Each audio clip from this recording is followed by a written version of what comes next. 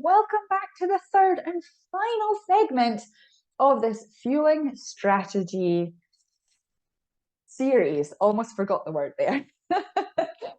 Let's jump on in because post-run is what we are chatting about today. And this is, I would say, the most neglected part of a runner's fueling strategy.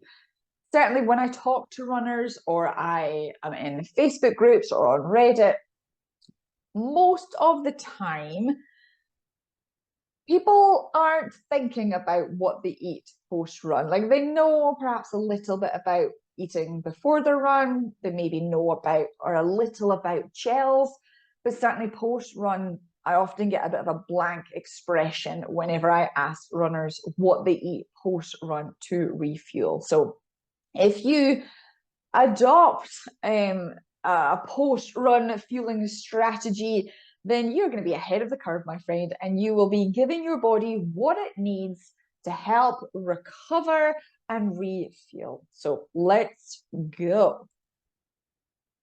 If you're new around here, then why haven't you watched the pre-run or the during run segments? Go back and watch them.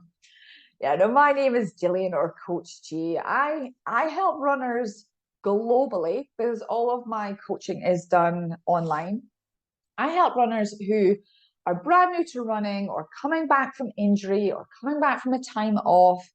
I focus on 0 to ultramarathon distances, so you can have any distance, any goal, any dream, and I can help support you with achieving that. You've seen this slide before. We're covering most of this still again today. So we're going to be focusing on how to listen to the signs your body is giving you. So post-run, your body is still giving you signs that your fueling might be off. So we're going to talk a little bit about that. And number 3, creating that fueling strategy post-run that works for you. Not so much the middle one, but we're certainly focusing on refueling so you have the energy to be human for the remainder of the day. I kept this slide in, and this came from the pre-run segment, because a number of these is signs, is messages from your body that something is off with your post-run fueling, refueling. Not the sloshing in your stomach, not urgently needing the washroom, but certainly if after a run, the hour or two after, or the afternoon after, the evening after, if you feel dizzy or weak, have heavy legs, headachy, fatigued, tired, it's very likely that it is due to what you haven't eaten post-run. Now, obviously, there's some of these that could be a medical emergency, and so obviously take that into consideration. But if there's not a medical emergency, it's either down to your fueling and or how you performed during your run. If your run was at a pace that was a little too fast for you, or if you took quite a step forward in terms of your distance, maybe you went from 13K to 18K, those could also be contributing to you not feeling great post-run. So there are a number of things to consider with when the messages, when you receive any of these messages from your body post-run. But yeah, we're going to chat a little bit about those. And I wasn't planning on sharing this story, but when I was training for my first marathon, I had no idea about any of this stuff. A lot of what I learned in the 18 months prior was all just figuring it out for myself. So I certainly didn't know about a fueling strategy. And without fail, like clockwork, every single Sunday when I did my long run, I would finish that long run, get home, shower, and then spend the rest of the day on the sofa. I was mentally and physically exhausted. I didn't eat anything post-run to help with that recovery process, but I was definitely under fueling during my run as well. And yeah, I would spend the whole day like a sofa slug, just watching TV, and I would be like hoovering up all the snacks. My appetite was ginormous. And of course, I then ended up putting on weight. But this was all down to the fact that I wasn't fueling well during my run, and I certainly wasn't fueling post-run. And I kind of feel sad for young Gillian because she didn't know any better. She didn't know that other people training for a marathon weren't also on the sofa exhausted all day. Like she didn't know that. And now I know that that's not what should be done. Like, yes, okay, there's definitely going to be times where you are more tired. Certainly if you're training for a marathon or ultra, you might be a bit more tired and need a bit more sleep. But really, if fueling is off, then your body's not going to feel great. So just throwing it out there that even though I'm a coach, I had no idea when I started either.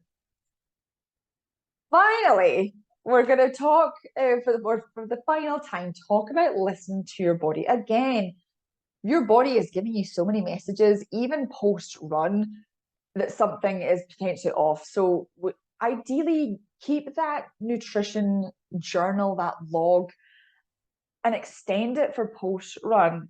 What did you eat? How did you feel? How are you throughout the rest of the day? Because this is gold, my friend, in order to know what you need to do to ensure that you are replenishing the energy that you've used up, replenishing or rehydrating, but then also that you are giving your body what it needs to repair and recover, ready for that next run. So post run, you'll have done your cool down, right? You'll have done your cool down. I joke because a lot of runners seem to neglect the cool down. But once you've done your cool down, now is the time to fuel to aid with recovery before hopping in the shower, before foam rolling, before getting distracted and oh my gosh, it's 2 hours later and you haven't eaten anything yet. And like I've mentioned, this is where I find a lot of runners skip, but it's equally as important as the other two components of your fueling strategy. So yes, it is post-run, but your body is still giving you signs that it's not being refueled right. So as I showed you on one of the previous slides, all those possible messages from the body, other things could just be like tiredness, binge eating, achy. We want to be listening to this post-run. So post-run, this is where we refuel with carbs, protein, and then we've got the water as well. The carb portion is to replenish the energy stores that were used up during the workout. And the protein is to help recover our muscles that have worked oh so hard for us. And interestingly, eating the carbs and protein together helps to promote the glycogen recovery more than just eating the carbs alone. So fun fact. The key here is to eat as soon as you possibly can after your run, as the glycogen storage is faster during that exercise window than at any other time. So ideally, we want to be consuming something within 30 minutes of finishing our run, because time really is of the essence. And if you don't feel hungry post-run, that's totally fine. Still eat something. Again, it could be liquid or solid form, it doesn't matter. All we're focusing on is ensuring that we're giving ourselves carbs, protein, and water. So, for example, a smoothie. You can have all three in a smoothie. A smoothie is perfect post-run. So, what to eat? Well, not too dissimilar to some of the options that we talked about in the pre-run segment. But if I'm going to take a step further, some bit more kind of wholesome, fuller options would be oatmeal with a banana and almond butter, avocado toast with a fried egg on top, a sandwich or wrap. We did talk about that as a pre-run snack as well. And maybe it's yogurt with a banana and a couple of slices of toast with jam. Like, again, there are so many options.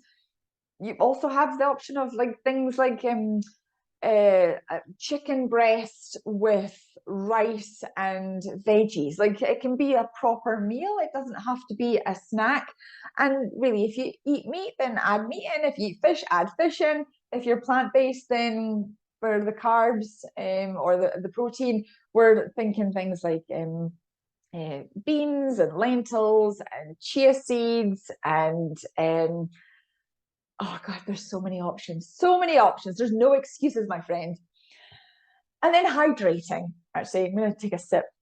It's timely. Why don't you take a sip? Hydrate.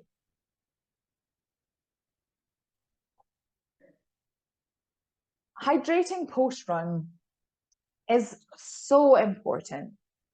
Even if it's not hot outside, your body is still sweating.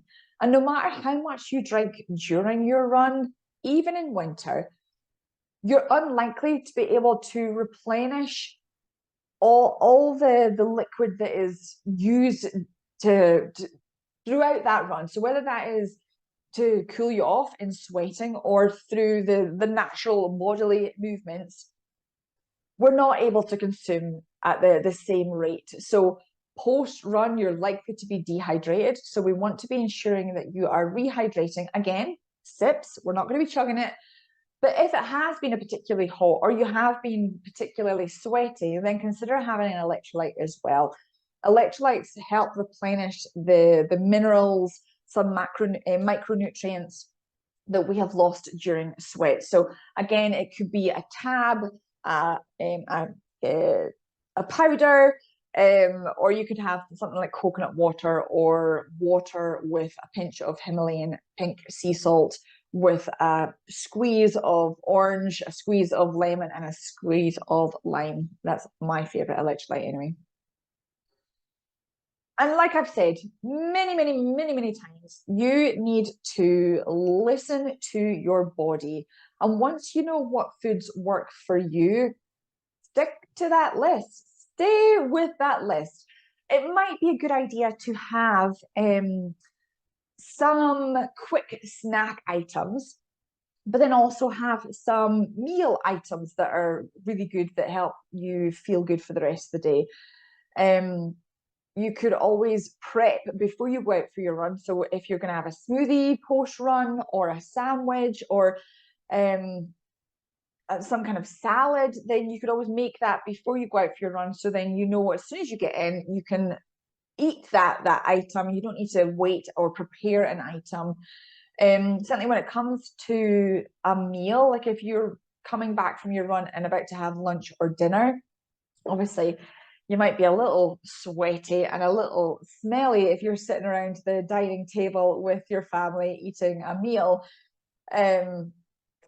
Unfortunate for them. But don't wait too long post run. Like if your lunch is still going to be another 45 minutes, an hour until it's being served, have a snack to tie you over to ensure that you're starting that recovery process. We want to be ensuring that we're eating within that 30-minute window, whether that's a snack or whether that's a meal. If your meal's coming a little bit later on, still have your snack, have something to start that process so you don't start feeling gross for the rest of the day. So we have gone over the basics of pre, during, and post-run fueling. There is so many other things to consider that I've not had an opportunity to talk about today. Things like carb loading. If you are racing a half, a full, or an ultra, carb loading is when you eat more carbs in the lead up to the race, just to ensure that your glycogen stores are as high as they possibly can be. If you're running an ultra marathon, then your fueling strategy is going to be different, not only on regular one run days, but if you're running 2 runs a day, then you're going to have a slight complexities there. But then also if you're running a multi-day event or running overnight, like there's so many things to consider. This really has just been a flavor, no pun intended, into how important fueling correctly is for you before you go for your run, during your run, and after your run. So how can I help? Now, obviously, I've thrown out the offer on all of the videos, on all the recordings, that if you've got any questions, then please reach out. I'm happy to help. If it's a high-level question, then I'll get back to you within about 40 business hours with your high-level response. But if it's something a bit more unique or specific to you, then I'll send you my calendar link and we can jump on a call and dive in a little bit deeper to what your question is and how I can support you in getting that answer. What I'll also, well, actually, I'll just here is believe in yourself. You absolutely can achieve your goals, and you absolutely can. Like I said on the pre-run section, is that triangle of goodness. If you remember, we've got the sports nutrition, we've got the athlete's mindset, and we've got the running up top. You want to have that strong triangle of goodness to help you achieve your goals. Without one of those foundational pieces, or without both of those foundational pieces, achieving your running goal is going to be that much harder and that much less enjoyable. So what I'm going to just do here is take a few moments and chat a little bit about how I can help you if you are working towards a goal and maybe, yeah, you're struggling with your nutrition, you're struggling with your mindset, or you're struggling with your running. I can help you, my friend. Let me ask you this. How would it feel standing at the start line of your dream race, knowing that you've had the training cycle of your dreams? You are confident, you're physically and mentally strong. You know you're going to go out there and absolutely crush it. You're going to have a boatload of fun achieving your goal, because you know you're going to achieve your goal because you've done the work and you feel good. Heck, you might even feel like a cheetah on race day because you've had that great a training cycle. That, my friend, is what I give my clients. I give them belief in themselves, belief in their goal, and belief in achieving their dream. With my triangle of goodness, my program focuses on all three to ensure that my clients are running mentally and physically strong.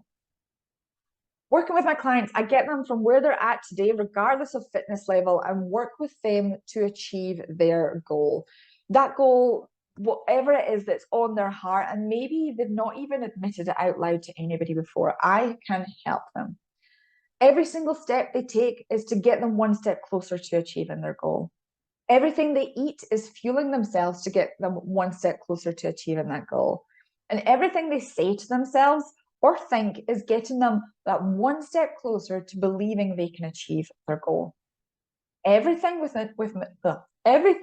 within my one-on-one coaching program is personalized, completely unique.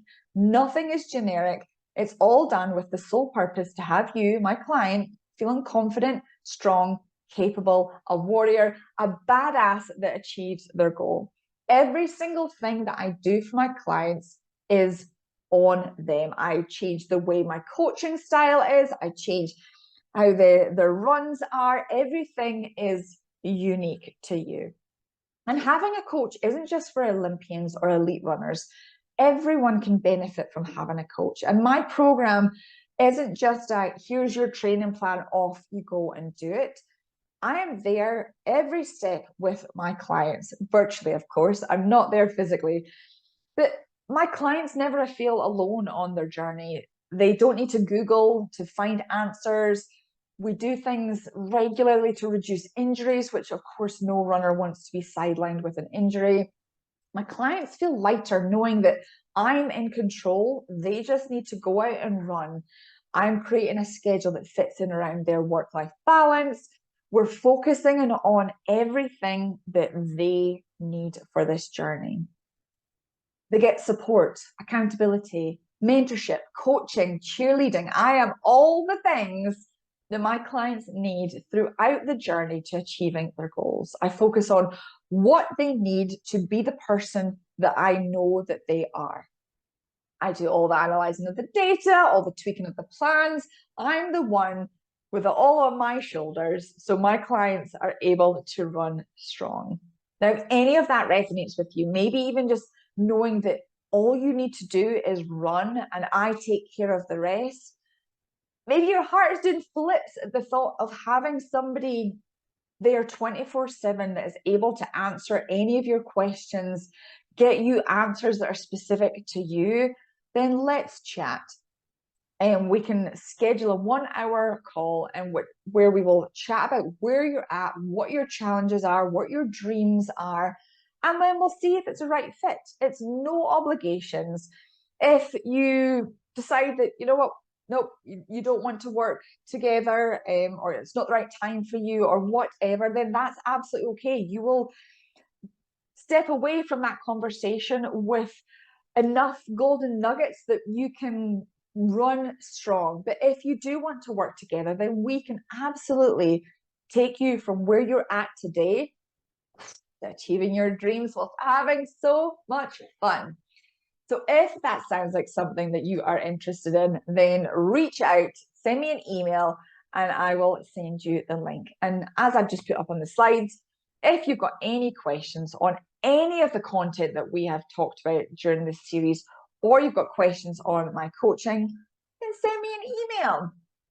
I hope you have fun running strong, creating your fueling strategy, and feeling fan-bloody-tastic about your runs. Thank you so much for being here. Hopefully see you again soon. Bye.